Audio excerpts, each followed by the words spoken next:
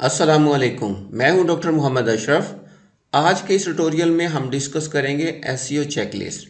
मैंने अपने previous tutorial में डिस्कस किया था कि एसईओ को नंबर ऑफ डिफरेंट टाइप्स में डिवाइड करते हैं, जिनमें ख़ास तौर पे मैंने बात की थी on page SEO, of page SEO और टेक्निकल एसईओ। लेकिन एसईओ को हम एक और तरह से भी कैटेगराइज करते हैं, वो ये कि हम ओवर द पीरियड एसईओ की कौन कौन सी टाइप्स ऐसी हैं जो हम एक बार करते हैं, मतलब कुछ ऐसी एक्टिविटीज़ होती हैं जो हम डू इट वंस करते हैं, और कुछ ऐसी एक्टिविटीज़ होती हैं जो हम पीरियडिकली करते रहते हैं, और कुछ एक्टिविटीज़ ऐसी होती हैं जो हम एवरी टाइम करते हैं जब भी हम कोई एक नई चीज़ अपनी वेबसाइट पे लाते हैं या कोई एक नई पोस्ट क्रिएट करते हैं, कोई पेज क्रिएट करते हैं, तो उस वक्त हम एसईओ करते हैं। तो इसलिए मैंने सोचा कि इन चीज़ों को इन डिफरेंट एक्टिविटीज़ के लिहाज से जो हम वन टाइम करते हैं, पीरियडिकली करते हैं और एवरी टाइम करते हैं जब भी हम कोई चीज़ अपनी वेबसाइट पर लाते हैं, तो इन लिहाज से हम एसईओ की चेक लिस्ट एक बना लेते हैं और उस चेक लिस्ट को हम डिस्कस करते हैं, ताकि हमें पता चलता रहे कि कौन सी एक्टिविटीज़ होती हैं जो वंस करनी होती हैं और कौन सी पीरियडिकली करनी होती हैं और कौन सी ईच टाइम करनी होती हैं whenever we publish a new page और a post on our website. तो लेट्स डिस्कस दीज एक्टिविटीज़। तो जो डू इट वंस है उनमें जो सबसे पहली एक्टिविटी है वो है install an SEO friendly theme. ये बहुत इम्पोर्टेंट है क्योंकि जब आप ऑनलाइन अपनी वेबसाइट को लाते हैं तो ये हम देखते हैं ख़ास तौर पर कि हमारी जो वेबसाइट का थीम है, जो हमारी वेबसाइट है इटसेल्फ, वो एसईओ फ्रेंडली है या नहीं है। अगर आप एक कस्टमाइज वेबसाइट बनवा रहे हैं तो आपको अपने डेवलपर को ये बताना होता है कि अपनी ये आपकी रिक्वायरमेंट है कि आपकी वेबसाइट एसईओ फ्रेंडली होनी चाहिए, mean search engine optimisation friendly होनी चाहिए।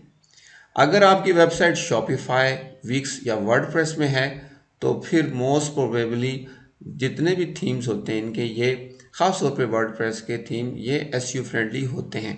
लेकिन फिर भी जब भी आप कोई थीम बाय करें, लाइक themeforest.net एक वेबसाइट है, वहाँ पर जाकर आप नॉर्मली वर्डप्रेस के थीम्स बाय करते हैं, तो उन थीम्स को आप थोड़ा इवेल्युएट कर लें, देख लें कि क्या वो एसईओ फ्रेंडली हैं या नहीं है। इसके अलावा अगर आप शॉपिफाई या विक्स पर अपनी वेबसाइट बना रहे हैं तो वो मोस्ट प्रोबेबली एसईओ फ्रेंडली होते हैं और वो पीछे से इनकी जो एडमिनिस्ट्रेशन है वो उसको मैनेज करती है, इसलिए वहाँ पर इतना ज़्यादा इशू नहीं होता। लेकिन वर्डप्रेस के कॉन्टेक्स्ट में भी नॉर्मली थीम्स एसईओ फ्रेंडली होते हैं, लेकिन फिर भी जब आप थीम चूज़ करते हैं तो आप कुछ इंपॉर्टेंट फैक्टर्स को देख लें जो एसईओ फ्रेंडली को रिफ्लेक्ट करते हैं। Number one, is it mobile friendly, means कि आपकी जो वेबसाइट है वो मोबाइल रिस्पॉन्सिव है या नहीं है, क्योंकि डिफरेंट स्क्रीन साइजेस होते हैं और यूज़र किसी भी स्क्रीन साइज से आपकी वेबसाइट को एक्सेस कर रहा होता है। कुछ यूज़र आपके मोबाइल फ़ोन से एक्सेस कर रहे होते हैं, कुछ टैब से और कुछ डेस्कटॉप कंप्यूटर से या लैपटॉप से। तो ये डिफरेंट स्क्रीन साइजेस होते हैं और इन डिफरेंट स्क्रीन साइजेस पर आपकी वेबसाइट्स को अच्छा दिखना चाहिए, उसका लेआउट डिज़ाइन बेहतर तौर पर यूज़र को दिखना चाहिए ताकि उसका एक्सपीरियंस बेहतर हो। इसलिए ये ज़रूरी है कि जो थीम आप चूज़ कर रहे हैं वो मोबाइल फ्रेंडली हो। हम बाद में डिटेल से डिस्कस करेंगे कि मोबाइल फ्रेंडलीनेस को या मोबाइल रिस्पॉन्सिव वेबसाइट को आप कैसे टेस्ट कर सकते हैं। उसके लिए नंबर ऑफ डिफरेंट मेथड्स हैं, वो हम अपनी आने वाली नेक्स्ट वीडियो में डिस्कस करेंगे। नंबर दो, इज़ इट फास्ट, कि वेबसाइट जो आप चूज़ कर रहे हो, जो थीम आप इंस्टॉल एंड एक्टिव कर रहे हो, वो फास्ट है या नहीं है। मतलब वेबसाइट लोडिंग टाइम कितना है उसका। अगर पेजेस फास्टली लोड हो रहे हैं तो देन इट्स गुड।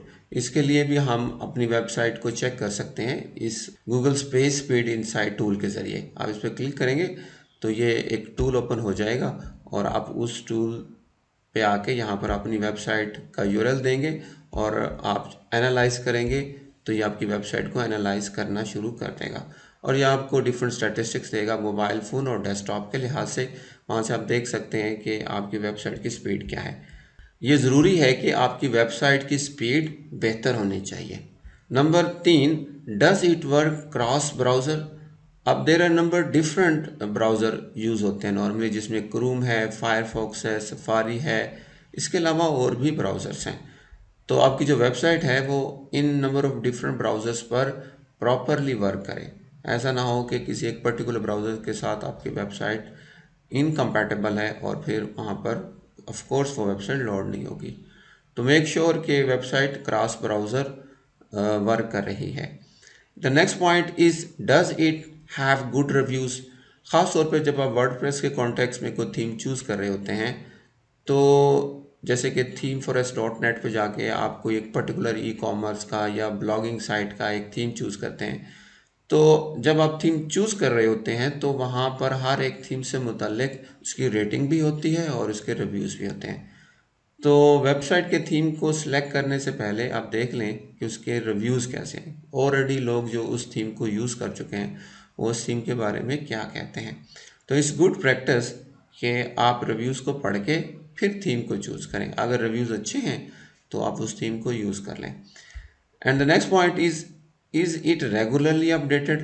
ख़ास तौर पे फिर ही मैं बात करूँगा वर्डप्रेस के कॉन्टेक्स्ट में कि वर्डप्रेस के कॉन्टेक्स्ट में जो थीम्स आपके पास अवेलेबल होते हैं, आप उनकी हिस्ट्री देखें।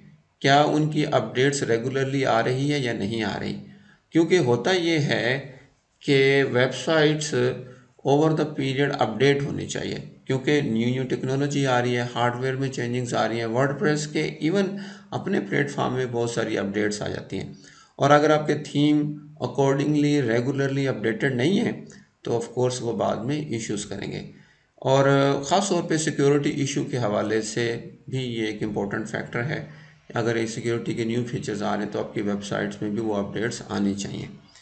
तो हमारा जो पहला पॉइंट था वो है install an SEO friendly theme, और उसके अंदर ये डिफरेंट करैक्टरिस्टिक्स होनी चाहिए कि वो मोबाइल रिस्पॉन्सिव हो, फास्ट लोडिंग हो, क्रॉस ब्राउज़र पे वो काम करे और उसके अच्छे रिव्यूज़ हों और रेगुलरली वो थीम भी अपडेट होता रहे। तो अगर ऐसा है तो फिर इट्स वेरी गुड कि वो थीम आपकी वेबसाइट पर लॉन्ग टर्म ज़्यादा बेहतर तौर पे काम करेगा। The next point is plan your website structure. Basically, having a logical website structure help visitors to navigate your site. अगर आपकी वेबसाइट का स्ट्रक्चर लॉजिकल है तो ऑफ कोर्स जो यूज़र है आपकी वेबसाइट के विजिटर्स हैं वो बड़ी इजीली नेविगेट कर सकते हैं। और स्ट्रक्चर से मुराद ये है कि आप अपने पेजेस को किस तरह अलाइन करते हैं एक दूसरे पेजेस के साथ। It also ensures Google can find all pages on your website. अगर आप प्रॉपरली स्ट्रक्चर नहीं करते तो गूगल के लिए भी एक मसला है कि वो उन पेजेस को कैसे फाइंड करेगा और फिर उनको कैसे रैंक करेगा। Of course if the Google don't know about your page then how the Google can rank those pages. So this is very important कि स्ट्रक्चर कैसा होगा। फॉर एग्जांपल आपका होम पेज है, उसमें आपके डिफरेंट 3 कैटेगरीज हैं जिसमें सर्विसेज है, अबाउट है, ब्लॉग है। ब्लॉग के अंदर फिर डिफरेंट ब्लॉग्स होंगे, आर्टिकल्स होंगे, वो उस ब्लॉग के पेज पे शो हो रहे होंगे। इसी तरह सर्विसेज में जो आपकी सर्विसेज हैं आप उनको सर्विसेज सेक्शन के अंडर लिस्ट करेंगे और हर एक सेक्शन के अंडर फिर फर्दर सब सेक्शंस भी हो सकते हैं। तो इसी तरह means you have to intelligently structure the site ताकि उसका प्रॉपरली मैप क्रिएट हो सके और गूगल भी उसको प्रॉपरली क्रॉल कर सके, उसको रैंक कर सके और वो यूज़र को दिखा सके। So second important factor is website structure, और ये वन टाइम एक्टिविटी होती है। जैसे कि हम थीम की बात कर रहे थे, थीम आपने वन टाइम चूज़ करना होता है, ऐसा नहीं है कि हर बार आप थीम चूज़ करते हैं। तो लिहाजा एसईओ फ्रेंडली थीम चूज़ करना चाहिए। इसी तरह जब आप वेबसाइट को बना रहे होते हैं तो उसका वेबसाइट का स्ट्रक्चर भी आप बड़े सोच समझ के शुरू ही से सिलेक्ट कर लेते हैं कि हम बेसिकली अपनी वेबसाइट के स्ट्रक्चर को ऐसे लेके चलेंगे कि उसमें कितनी कैटेगरीज होंगी और हर कैटेगरी के अंदर क्या क्या सब कैटेगरी या सब पेजेस होंगे। The next important factor is use A descriptive URL structure.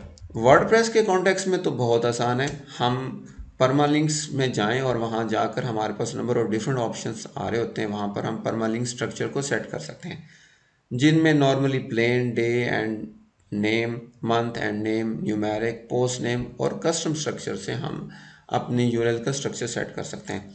URL के स्ट्रक्चर को सेट करने से मुराद ये कि जब भी हम कोई अपनी वेबसाइट पर कोई भी पोस्ट या पेज या कोई चीज़, ख़ास तौर पे पोस्ट हम पब्लिश करते हैं तो उसका यूआरएल कैसे स्ट्रक्चर होगा। नॉर्मली रिकमेंडेड है कि वर्डप्रेस में पोस्ट नेम के साथ आप अपने यूआरएल को स्ट्रक्चर करें। पोस्ट नेम से मुराद ये कि जब हम कोई पोस्ट का टाइटल क्रिएट करते हैं तो उसका यूआरएल ऑटोमेटिकली टाइटल के लिहाज से क्रिएट हो जाएगा और वो काफ़ी डिस्क्रिप्टिव होता है, क्योंकि यूआरएल में भी हमने डिस्क्रिप्टिवली टाइटल को लिखा होता है और वही टाइटल जो है ना टेक्सचुअल फॉर्म में आपके यूआरएल में आ जाता है। तो वर्डप्रेस में तो बहुत आसान है कि आप पोस्ट नेम को चूज़ कर लें और अकॉर्डिंगली फिर आप डिस्क्रिप्टिव यूआरएल्स क्रिएट करते चले जाएंगे। जब भी कोई पोस्ट क्रिएट होगी वो डिस्क्रिप्टिव यूआरएल से क्रिएट होगी। फॉर एग्जांपल आप इस पोस्ट की ही बात कर लें तो इसके आप यूआरएल देख सकते हैं कि ये एक डिस्क्रिप्टिव यूआरएल है। स्ट्रक्चर कुछ इस तरह है कि डोमेन नेम है, ब्लॉग कैटेगरी है और पोस्ट का नाम है। तो ये जो स्ट्रक्चर हम बनाते हैं ये डिस्क्रिप्टिव होना चाहिए ताकि यूज़र उसको पढ़ सके और गूगल का क्रॉलर है वो भी उसको पढ़ सके। इसलिए ये एक वन टाइम एक्टिविटी है। आप अपनी वेबसाइट के तमाम यूआरएल्स को शुरू से ही सेट कर सकते हैं बैकएंड पे जाके कि वो डिस्क्रिप्टिव होने चाहिए। The next point is install an all in one SEO plugin. SEO के नंबर ऑफ डिफरेंट प्लगइन्स होते हैं। एक प्लगइन तो यही है all in one SEO plugin. मैं भी अपनी एक वेबसाइट है मेरी trader.com.pk उसमें ये प्लगइन यूज़ कर रहा हूँ। मैं अपनी किसी एक नेक्स्ट वीडियो में आप लोगों को बताऊंगा कि एसईओ प्लगइन को कैसे यूज़ करते हैं। तो एसईओ प्लगइन्स बेसिकली आपको हेल्प आउट करते हैं कि आप अपनी वेबसाइट्स की एसईओ कर सकें। और सिर्फ ये एक ही एसईओ प्लगइन नहीं है, और बहुत सारे एसईओ प्लगइन्स हैं जिनमें योस एसईओ काफ़ी फेमस प्लगइन है, रैंक मैथ है, द एसईओ फ्रेमवर्क है। तो इस तरह number of different SEO plugins हैं। लेकिन एसईओ का प्लगइन आपको वन टाइम ही करना होता है, इसलिए ये वन टाइम एक्टिविटी कंसिडर होती है। लेकिन जब भी हम फिर कोई पोस्ट क्रिएट करते हैं तो फिर उसकी ईच टाइम एसईओ करते हैं, और उसमें जैसे फॉर एग्जांपल यहाँ पर एक एग्जांपल दिए कि एक पोस्ट हमने क्रिएट की तो उसका टाइटल क्या होना चाहिए, उसका स्लज क्या होना चाहिए, उसकी मेटा डिस्क्रिप्शन क्या होनी चाहिए, और इसी तरह सोशल मीडिया पे कोई पोस्ट शेयर करे तो क्या दिखना चाहिए। तो ये सारी चीज़ें उस वक्त हम करते हैं एसईओ में या एसईओ वाले प्लगइन में जब हम कोई पोस्ट क्रिएट करते हैं। तो इसको हम फिर कहते हैं कि each time activity when ever you create a post on your website. लेकिन एसईओ प्लगइन इंस्टॉल करना और एक्टिव करना ये वन टाइम एक्टिविटी है। The next point is setup Google search console. तो ये भी वन टाइम एक्टिविटी है, क्योंकि जब भी आप अपनी वेबसाइट को सेटअप करते हो तो आप ये चाहते हो कि गूगल आपकी वेबसाइट्स और उस पर तमाम पेजेस और पोस्ट को वो क्रॉल करें। तो इसलिए आपको गूगल सर्च कंसोल को अपनी वेबसाइट का साइट मैप क्रिएट करके सबमिट करना होता है, और इसलिए गूगल सर्च कंसोल पे आपको अपना अकाउंट बनाना होता है आपकी वेबसाइट का, ताकि आप अपने वेबसाइट के साइट मैप को वहाँ पे सबमिट कर सकें, गूगल को बता सकें कि ये मेरी वेबसाइट है, इसके नंबर ऑफ डिफरेंट पेजेस हैं, इसकी पोस्ट हैं और बहुत सारी चीज़ें जो आपकी वेबसाइट पे वो उसके बारे में आप अपनी वेबसाइट का साइट लिंक दे देते हैं, साइट मैप दे देते हैं, और फिर गूगल वहाँ से आपकी वेबसाइट को क्रॉल करना शुरू कर देता है। तो गूगल सर्च कंसोल बनाने की ये एक्टिविटी भी वन टाइम होती है। अब एक दफ़ा ही बनाते हैं, फिर गूगल सर्च कंसोल के थ्रू आप अपनी वेबसाइट को ट्रैक करते रहते हैं। गूगल क्रॉलर आपकी वेबसाइट्स के कौन से पेजेस को ट्रैक कर रहे हैं, कौन से नहीं कर रहे, इन सारी चीज़ों को आप यहाँ गूगल सर्च कंसोल में देख सकते हैं। मैं अपनी किसी नेक्स्ट वीडियो में गूगल सर्च कंसोल के बारे में बताऊँगा कि गूगल सर्च कंसोल का अकाउंट कैसे सेटअप होता है, इसके डैशबोर्ड में क्या क्या फीचर्स हैं और इसमें बहुत सारी चीज़ें कैसे देख सकते हैं। अगर आप बिंग सर्च इंजन में अपनी वेबसाइट के साइट मैप को सबमिट करना चाह रहे हैं तो फिर आपको बिंग वेब मास्टर टूल के ज़रिए अपना अकाउंट सेटअप करना होता है और वहाँ पर अपनी वेबसाइट के साइट मैप को सबमिट करना होता है। ये बिल्कुल उसी तरह काम करता है जिस तरह गूगल का सर्च कंसोल। बहरहाल जितने भी सर्च इंजन हैं उनका अपना सर्च कंसोल होता है। गूगल का अपना गूगल सर्च कंसोल के नाम से है और बिंग का बिंग वेब मास्टर टूल्स के नाम से। इसी तरह अदर सर्च इंजन हैं उनके भी सर्च कंसोल्स हैं, वहां पर जाके आप अपने अकाउंट क्रिएट कर सकते हैं और इस तरह आप अपनी वेबसाइट को वहां पर ट्रैक करवा सकते हैं। Next, create and submit A site map. जैसे कि अभी मैंने कहा कि Google search console account setup करना ये वन टाइम एक्टिविटी है, लेकिन वहां पर साइट मैप सबमिट करने के लिए आपको साइट मैप क्रिएट भी करना पड़ता है। तो ये जो साइट मैप क्रिएट करना है ये भी वन टाइम एक्टिविटी है। जब तक आप साइट मैप क्रिएट नहीं करोगे तो गूगल सर्च कंसोल में या बिंग वेब मास्टर टूल में कैसे सबमिट करोगे। तो you have to create a site map. Site map वैसे तो अब वर्डप्रेस के कॉन्टेक्स्ट में तो ऑटोमेटिकली हो जाता है कि जैसे जैसे पेजेस क्रिएट करते चले जाते हैं आपका साइट मैप क्रिएट होता जाता है। लेकिन इसके अलावा भी इसके टूल्स हैं, इसके प्लगइन्स हैं जो साइट मैप आपको क्रिएट करके दे देते हैं। साइट मैप कैसे क्रिएट करते हैं और इसको कैसे सबमिट करते हैं, इस पर मैं एक डिटेल वीडियो बनाऊंगा इंशाल्लाह आने वाले दिनों में। लेकिन अभी मैं आपको सिर्फ इतना सिंपल सा बता देता हूं कि अगर आपने साइट मैप देखना हो किसी भी वेबसाइट का, उस वेबसाइट को ओपन करो। फॉर एग्जांपल ये एक वेबसाइट है trader.com.pk। अगर मैंने इसका साइट मैप देखना है तो मैं कैसे देखूंगा, मैं स्लैश लिखूंगा, robot.txt लिखूंगा तो मेरे पास इसकी डिटेल आ जाएगी। इसमें साइट मैप की भी इंफॉर्मेशन होती है, जैसे कि आप देख सकते हैं कि यहाँ पर इस वेबसाइट का साइट मैप यहाँ पे शो हो रहा है। और अगर इस साइट मैप को आप देखना चाहें तो इसमें क्या है तो वो भी आप देख सकते हैं। आप इसको सिलेक्ट करें और आप इसको जैसे ही ओपन करेंगे तो आप इसका साइट मैप देख सकेंगे।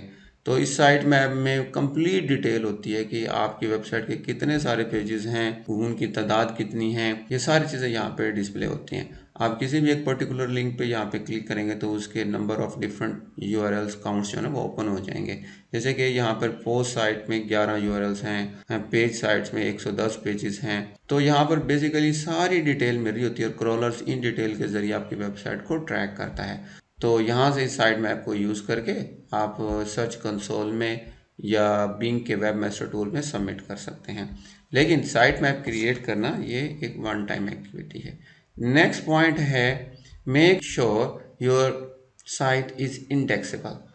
इंडेक्सेबल से मुराद ये है कि आपकी वेबसाइट के तमाम पेजेस गूगल में इंडेक्स हुए हैं, तो गूगल उनको सर्च कर सकता है, उनको क्रॉल कर सकता है और रैंक करके किसी भी गूगल में सर्चर की क्यूरी के लिहाज से उनको दिखा सकता है। अगर आपकी वेबसाइट इंडेक्सेबल नहीं है तो यू कैन इमेजिन कि वो कैसे रैंक होगी किसी भी सर्च इंजन में। इसलिए अगर आप ये देखना चाहें कि आपकी वेबसाइट इंडेक्सेबल है या नहीं है, इसमें नंबर ऑफ डिफरेंट तरीके हैं। नंबर एक तो ये है कि आप गूगल सर्च कंसोल में जाके देख लें कि आपकी वेबसाइट वहाँ पर क्रॉल हो रही है कि नहीं हो रही, वहाँ पे साइट मैप सबमिटेड है या नहीं है, और कौन कौन से पेजेस हैं जो इशू कर रहे हैं, जो क्रॉल नहीं हो रहे या इंडेक्स नहीं हो रहे। गूगल वहाँ पे एक डिटेल देता है डिफरेंट नंबर ऑफ वेबसाइट्स के पेजेस और पोस्ट से मुतालिक, और वहाँ पर आप सारी डिटेल को देखकर अकॉर्डिंगली अपनी वेबसाइट को इंडेक्सेबल बना सकते हैं। यहाँ पर एक एहराफ का साइट ऑडिट टूल भी है, ये पेड टूल है। आप इस टूल को यूज़ कर सकते हैं और ऑडिट कर सकते हैं कि आपकी वेबसाइट के कौन कौन से पेजेस क्रॉल और इंडेक्स हो रहे हैं और कौन कौन से नहीं हो रहे। The next important point is add schema markup to your home page.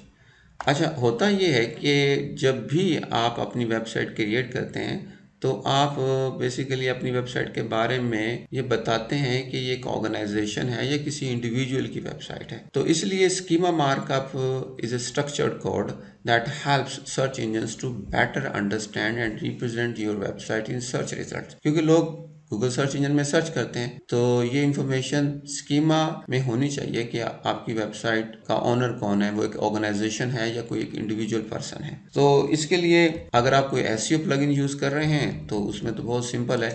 जैसे कि योस एसईओ के प्लगइन में आपके पास साइट रिप्रेजेंटेशन वाले टैब में जाके देखेंगे तो दो ऑप्शन शो होते हैं, ऑर्गेनाइजेशन और पर्सन। तो अगर आप ऑर्गेनाइजेशन हो तो उसको ऑर्गेनाइजेशन वाले पॉइंट को चेक कर दो, अगर आप पर्सन हो तो आप पर्सन वाले पॉइंट को चेक कर लो। तो फिर अकॉर्डिंगली वो चीज़ें ट्रैक होती हैं और जो गूगल सर्च इंजन के क्रॉलर्स हैं वो उसको अकॉर्डिंगली अंडरस्टैंड करते हैं और फिर वो दिखाते हैं user. And the next important point is make sure your site is mobile friendly. जब हम थीम सिलेक्शन की बात कर रहे थे तो उस वक्त हमने मोबाइल फ्रेंडनेस की बात की थी। तो बिल्कुल ये वही बात है कि आप मेक श्योर करें कि आपकी वेबसाइट और उसके तमाम पेजेस मोबाइल रिस्पॉन्सिव होने चाहिए, और वो भी गूगल सर्च कंसोल में दिखते हैं। गूगल सर्च कंसोल आपकी मोबाइल यूजेबिलिटी रिपोर्ट दिखाता है और वहाँ पर बताता है कि आपके कौन से पेजेस मोबाइल रिस्पॉन्सिव हैं और कौन से मोबाइल रिस्पॉन्सिव नहीं हैं, और उनमें क्या क्या इश्यूज हैं जो कि मोबाइल रिस्पॉन्सिव नहीं है। लिहाजा आप अपनी वेबसाइट पे जितने भी पेजेस क्रिएट करते हैं उन तमाम पेजेस को मेक श्योर करें कि वो मोबाइल रिस्पॉन्सिव हों। सो नेक्स्ट जो इम्पोर्टेंट पॉइंट है वो है make sure you are using HTTPS। मतलब आपकी वेबसाइट सिक्योर होनी चाहिए, उस पर SSL सर्टिफिकेट होना चाहिए ताकि वेबसाइट प्रॉपरली लोड हो सके, क्योंकि ब्राउज़र में वही वेबसाइट्स नॉर्मली लोड होती हैं जिन पर HTTPS होता है, मींस वो SSL सर्टिफाइड होती हैं। अच्छा, कौन सी वेबसाइट्स सिक्योर हैं और यूजिंग HTTPS है, SSL सर्टिफिकेट इनेबल है वहाँ पर, तो उसका एक सिंपल तरीका ये है कि आप उस वेबसाइट के URL एड्रेस बार में जाके देखेंगे तो यहाँ पर ये पहले तो लॉक का निशान आता था, अब लॉक का नहीं, यहाँ पर कुछ इस तरह का निशान आता है। तो इसका मतलब ये होता है कि आपकी वेबसाइट सिक्योर है। और अगर ये नहीं है तो यहाँ पर रेड क्रॉस का निशान शो हो रहा होगा, तो इसका मतलब होगा कि आपकी वेबसाइट सिक्योर नहीं है। तो अगर ऐसा होगा तो कोई भी ब्राउज़र है, ख़ासतौर पे गूगल क्रोम का जो ब्राउज़र है वो तो दिखाता ही नहीं है। जब भी कोई उसको वेबसाइट को एक्सेस करता है तो वो बताएगा कि वेबसाइट इज़ नॉट सिक्योर, और एडवांस में जाकर आपसे श्योरिटी मांगेगा कि मैं प्रोसीड कर दूं या ना करूं। तो anyway, you have to make sure कि आपकी वेबसाइट पर SSL सर्टिफिकेट इनेबल है। और जो नेक्स्ट पॉइंट है वो है make sure your website is accessible at one domain. Actually जब आप अपनी वेबसाइट को किसी भी डोमेन पे होस्ट करते हो तो आपको कोई एक डोमेन नेम को सिलेक्ट करना होता है, उसकी एक टाइप को सिलेक्ट करना होता है।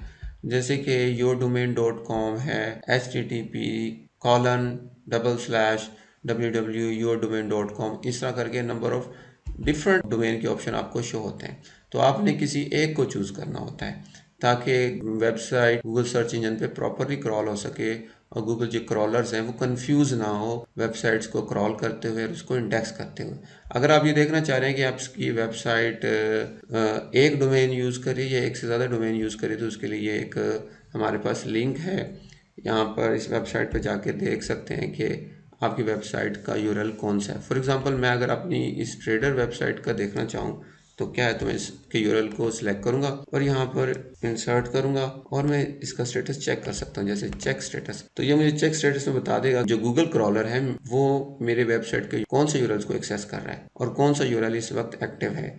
तो ये आप देख सकते हैं राइट नो, यहाँ पर https://www.trader.com.pk ये वाला यूआरएल एक्टिव है। तो domain name should be one while setting up your website. So next point is make sure your site loads fast. जब हम थीम सेलेक्ट करने के बारे में बात करें तो उस वक्त हमने ये बात की थी कि वेबसाइट फास्टली लोड हो। ऐसा ना हो कि वेबसाइट के पेजेस हैवी हैं और वो लोड होते हुए काफ़ी टाइम ले रहे हैं। तो उसके लिए मैंने आपको ये कहा था कि गूगल का पेज स्पीड वाला टूल यूज़ करें, उसमें चेक करें कि आपकी वेबसाइट की स्पीड कितनी है। इसके अलावा एहराफ का भी वेब मास्टर टूल है, आप उसे भी यूज़ कर सकते हैं और वहाँ से भी आपको पता चल जाएगा कि आपकी वेबसाइट की स्पीड कैसी है। खासतौर पे गूगल सर्च कंसोल में तो कोर वेब वाइटल से मुतल्लिक भी मालूमात मिलती है, वहाँ से चीज़ों को अंडरस्टैंड कर सकते हैं कि आपकी वेबसाइट के कौन से पेजेस प्रॉपरली फास्टली लोड नहीं हो रहे।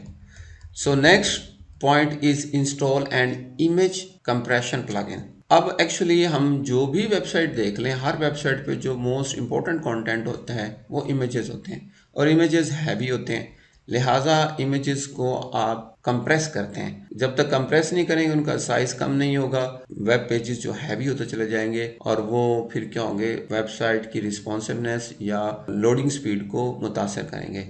इसलिए आपको वर्डप्रेस के कॉन्टेक्स्ट में इमेज कंप्रेशन प्लगइन यूज़ करने होते हैं और कोई ना कोई एक अच्छा सा इमेज कंप्रेशन प्लगइन को इंस्टॉल करना, एक्टिव करना, ये वन टाइम एसईओ एक्टिविटी है। अगर आप विक्स या शॉपिफाई कर रहे हैं तो फिर तो कोई मसला नहीं है, वो मैनेज करते हैं। लेकिन अगर आप वर्डप्रेस यूज़ कर रहे हैं तो किसी एक प्लगइन आपको यूज़ करना चाहिए जो इमेजेस को कंप्रेस करे, जैसे कि शॉर्ट पिक्सल प्लगइन है। इसी तरह गेट ए फ्री गूगल बिजनेस प्रोफाइल। अगर आपका फिजिकल बिजनेस है या फिर आपका ऑनलाइन है और आपकी वेबसाइट है, आपको बिजनेस प्रोफाइल सेटअप करना चाहिए गूगल के बिजनेस वाले अकाउंट में जाके, ताकि लोग आपको ट्रैक कर सकें, आपकी फिजिकल लोकेशन को जान सकें। And the next point is replicate your competitors backlinks. अच्छा, होता क्या है कि गूगल बैकलिंक्स को मैटर करता है। जब भी किसी पेज को देखता है जिन पे ज़्यादा अच्छे बैकलिंक्स होते हैं, गूगल उनको प्रॉपरली हायर रैंक करता है। इसलिए आप भी चाहते हैं कि आप अपनी वेबसाइट्स में बैकलिंक्स बिल्डअप करें।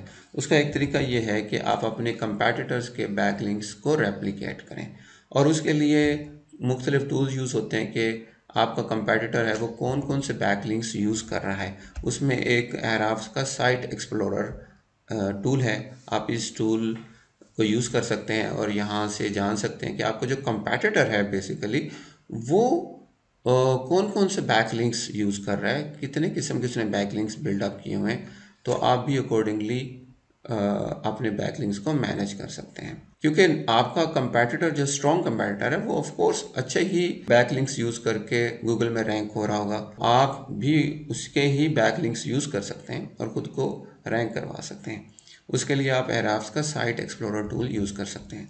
तो ये जो मैंने अभी आपको नंबर ऑफ डिफरेंट एक्टिविटीज़ बताई, ये सारी की सारी डू इट वंस की कैटेगरी में आती हैं। मैं एक मरतबा फिर आपको बता देता हूँ कि कौन कौन सी एक्टिविटीज़ हैं जो डू इट वंस की कैटेगरी में आती हैं।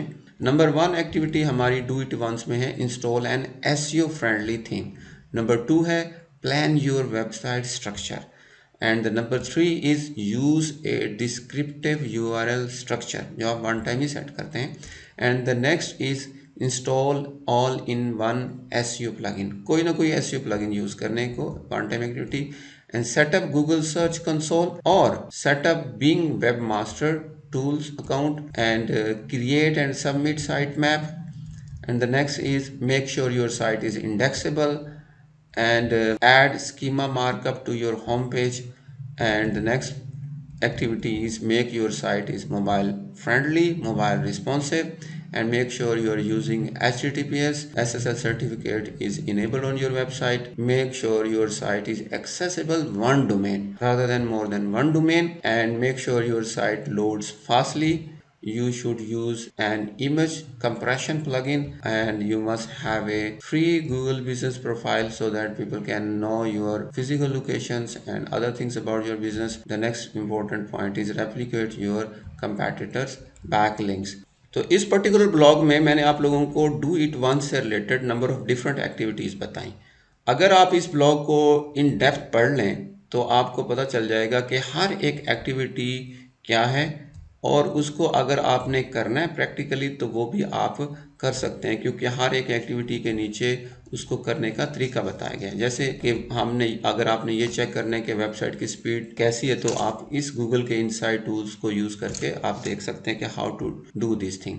और इसी तरह स्ट्रक्चर के हवाले से ये एक पूरा ब्लॉग लिखा हुआ है कि website structure how to build your SEO. इसको यूज़ करके आप अंडरस्टैंड कर सकते हैं कि आप कैसे वेबसाइट के स्ट्रक्चर को बेहतर कर सकते हैं। इसी तरह एसईओ प्लगइन से मुतल्लिक कुछ लिंक्स दिए हुए हैं और हर एक एक्टिविटी से मुतल्लिक नीचे उसका लिंक दिया हुआ है कि हाउ, जैसे कि गूगल सर्च कंसोल को कैसे सेटअप करते हैं, how to use Google search console to improve SEO.